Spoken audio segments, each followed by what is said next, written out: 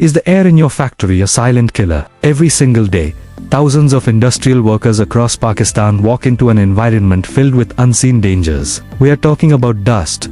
Not just the stuff you wipe off your furniture, but microscopic particles that can cause devastating long-term health problems.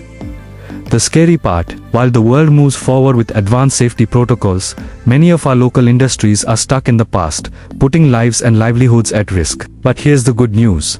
Solutions exist, and they are more accessible than you might think. Today we going to deconstruct the problem of industrial dust, expose the critical gaps between Pakistan's current standards and global best practices, and most importantly give you actionable strategies that you can implement right away to protect your people and boost your business. So, if you're a factory owner, a manager, or a worker who cares about safety, stay tuned. This isn't just another talk about regulations. This is a blueprint for survival and success. Let's start by understanding the enemy. Industrial dust isn't a single substance. It's a complex mixture of particles generated from various processes. Think about a textile mill. You have cotton, synthetic fibers, and chemical dyes floating in the air. In a cement factory, it's silica dust, a known carcinogen. In woodworking shops, it's fine wood particles. Each type of dust carries its own set of risks, from respiratory illnesses like asthma and chronic bronchitis to life-threatening diseases like silicosis and lung cancer. These aren't just abstract health warnings. They are real-life consequences for the people who form the backbone of our industrial sector. The tragedy is that many of these illnesses are entirely preventable. So, why is this still such a massive problem in Pakistan? The first major gap lies in awareness and perception. For many, dust is simply seen as a messy but unavoidable part of the job. There's a prevailing attitude of, this is how it's always been done. This mindset is the biggest barrier to change. Management might view comprehensive dust control as an expensive, non-essential cost rather than a critical investment in their most valuable asset, their workforce. Workers, on the other hand, may not be fully aware of the long-term dangers or might hesitate to speak up for fear of losing their jobs. This lack of awareness creates a dangerous cycle of neglect. The first step towards a solution is a cultural shift.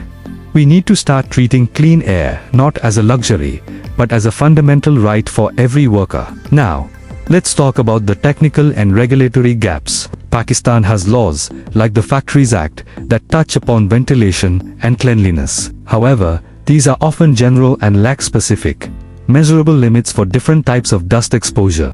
Compare this to global standards set by organizations like the Occupational Safety and Health Administration, or OSHA, in the United States. OSHA defines precise permissible exposure limits, or PELs, for hundreds of substances. For example, for respirable crystalline silica, the limit is an incredibly small 50 micrograms per cubic meter of air over an 8-hour shift. This level of specificity is what's missing in our local framework. Without clear, legally enforceable limits, adequate ventilation becomes a subjective term, leaving workers vulnerable.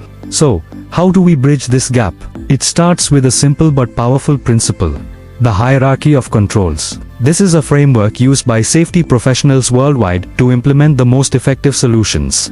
It's an inverted pyramid with 5 levels. At the very top, the most effective solution is elimination. Can you completely remove the hazardous dust-producing process, maybe by changing the raw material or redesigning the product? This is the ideal, but often not practical.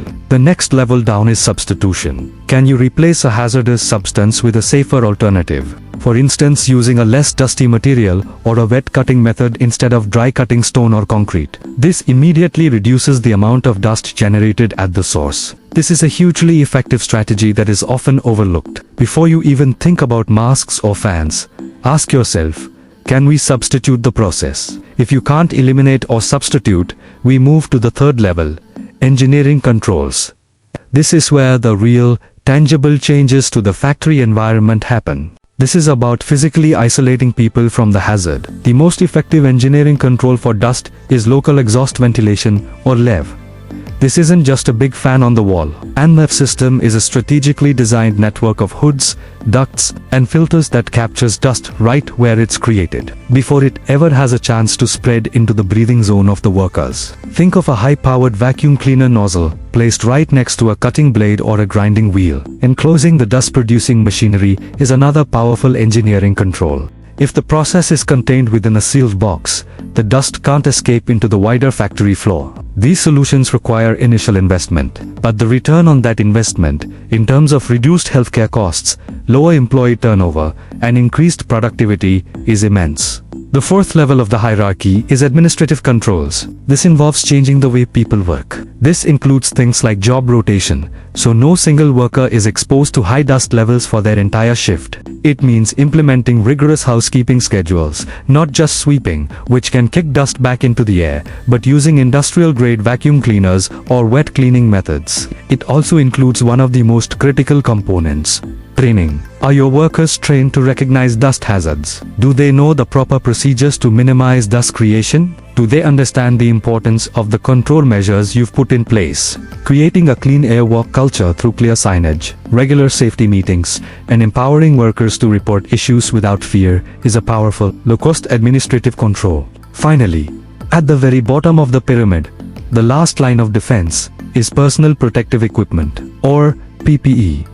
This means masks and respirators. Now, here is a common and dangerous misconception in many factories, that simply giving workers a cheap cloth or surgical mask is enough. It is not. For industrial dust, workers need properly fitted NIOSH approved respirators, like an N95 or better, depending on the type and concentration of the dust. A respirator is useless if it doesn't form a perfect seal on the user's face. This means fit testing is essential. It also means workers need to be trained on how to wear, store, and maintain their respirators. Relying solely on PPE is a sign that the other, more effective controls have failed. It places the entire burden of safety on the individual worker. So, let's make this practical. What can you, as a factory owner or manager in Pakistan, do starting tomorrow? First, conduct a walkthrough of your facility with a dust detective mindset. Identify every process that creates dust. Where is it coming from? Where is it going? Are workers directly in its path? This initial assessment doesn't need to be expensive. It just requires a critical eye. Second, based on your assessment, start with the low-hanging fruit. Can you implement wet methods for cutting, grinding, or polishing? This is often a simple and cheap modification. Can you improve your housekeeping? Replace brooms with industrial vacuums. Create and enforce a daily cleaning schedule. Third, investigate engineering controls for your most hazardous areas. Get a consultation from a ventilation specialist. The cost might surprise you. A well-designed lev system for a specific workstation might be more affordable than you think, especially when you factor in the long-term benefits. Think of it as an investment in machinery, just like a new lathe or a press. Fourth, overhaul your training program. Don't just tell workers to be safe, show them. Explain the why behind the rules. Show them pictures of what dust particles look like under a microscope. Explain the diseases they can cause. An informed worker is an empowered worker and your greatest ally in creating a safer workplace. And fifth, if you must use PPE, do it right.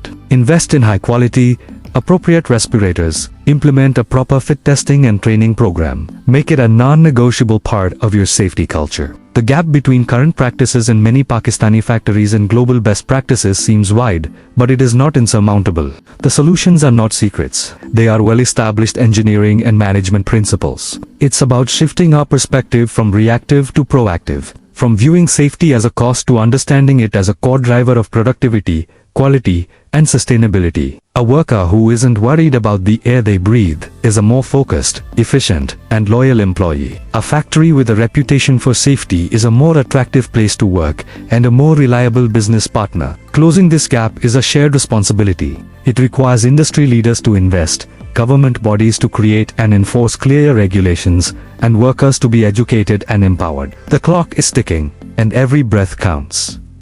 Let's not wait for more lives to be tragically cut short. Let's commit today to transforming our industrial spaces from hazardous environments into world-class facilities where both people and profits can thrive. Let's build a future for Pakistani industry that is not just productive, but also safe and breathable for everyone. Thank you for watching. If you found this information valuable, please share it with anyone who might benefit.